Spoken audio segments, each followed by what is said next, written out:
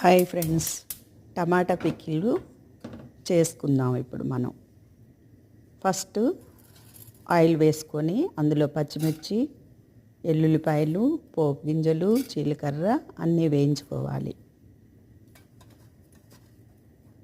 మనం ఈ పికిల్ని రైస్లోకైనా టిఫిన్స్లోకైనా వాడుకోవచ్చు.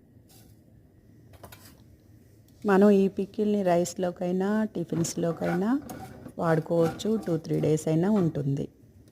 ఇలా ఎల్లుల్లిపాయలు నూనెలో వేయించుకుంటే మనకి స్పైస్ ఎక్కువ అవ్వదు. ఇలా వేయించిన వాటిని ఇప్పుడు రెడీ అయినాయి తీసి పక్కన పెట్టుకున్నాము. ఇది కొత్తిమీర కొసల ఆకులు మనకి కొత్తిమీర మధ్యలో నుంచి కట్ చేసుకున్నాయి. మనం జంటలకు పడేస్తాం కదా లేతయి, ఇవి మన చట్నీలకు వాడుకోవచ్చు. అవి వేయించి పక్కన పెట్టుకున్నాము. ఇప్పుడు టమాటా ముక్కలను వేయించుకున్నాము. ఈ టమాటా ముక్కలు మంచిగా వేయించుకోవాలి మీడియం హీట్లో. మనకు ఆయిల్ తేలుతుంది అన్నమాట. వేగింది అని మనకి ఎలా తెలుస్తుందంటే ఆయిల్ పైకి రావాలి. ఇందులో పసుపు, ఉప్పు, చింతపండు పేస్ట్ తగినంత, ఎవరికి ఎలా కావాలో అలాగా వేసి వేయించుకోవాలి. వాటర్ అంతా ఇంకిపోయి ఆయిల్ తేలే వరకు వేయించుకుంటే తగినంత సాల్ట్ వేసుకోవాలి.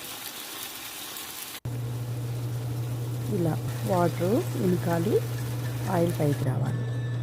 ఇప్పుడు ఫస్ట్ కొత్తిమీర, దీంట్లో నువ్వుపప్పు పొడి అది వేసుకొని ఫస్ట్ మనం యావరేజ్గా గ్రైండ్ చేసుకోవాలి.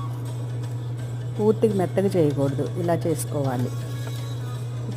ఇప్పుడు ఈ చల్లారిన టమాటా ముక్కల్ని వీటిల్లో వేసుకొని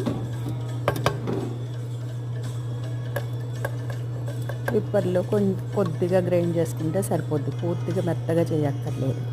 ఇప్పుడు టమాటా పికిల్ రెడీ. కావాలంటే కొత్తిమీర వేస్తాం. Boyfriends. చాలా